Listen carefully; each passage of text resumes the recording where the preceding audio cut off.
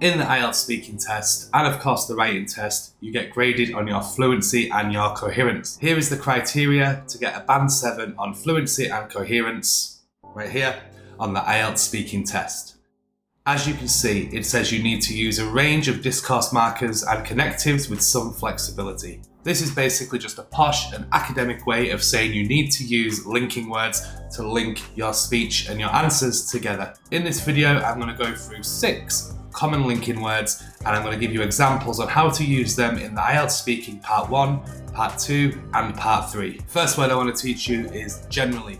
You can use generally when you want to talk about something that is usually true. It's a really good one to use in the IELTS speaking test. A part 1 example would be, what kind of books do you read?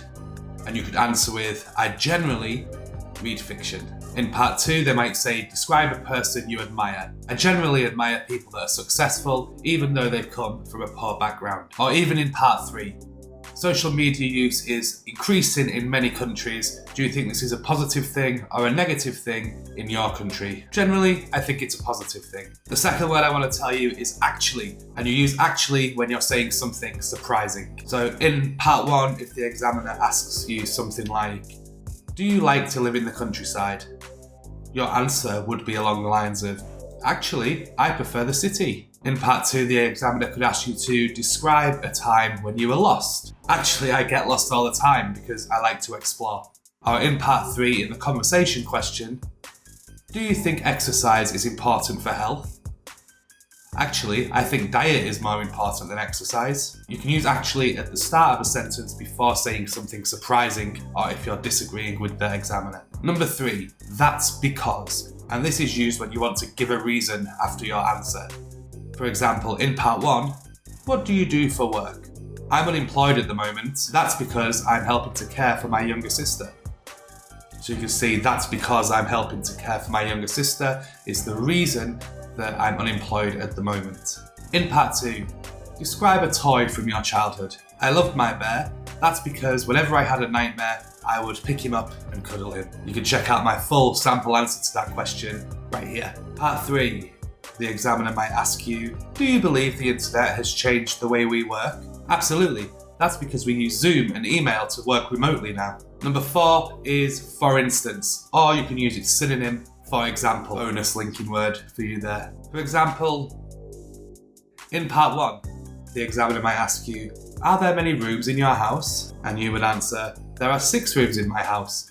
For instance, the kitchen, the bathroom and my bedroom. In part 2, when you're asked to describe something, describe a party you have been to. I went to a party and it was crazy. For instance, I saw one guy that was so drunk he'd passed out. Do you think that robot teachers could replace human teachers in the future? No, there are so many things that robots can't do.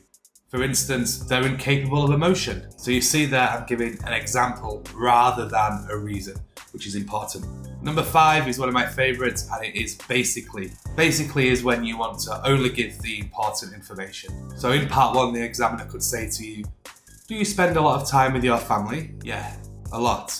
Basically, I live with them, so we're always under each other's feet. In part 2, you might get asked to describe your favourite movie. My favourite movie is Die Hard. Basically, it's a Christmas movie with guns. Is Die Hard a Christmas movie? Let me know in the comments. I'm always arguing with my friends about this one.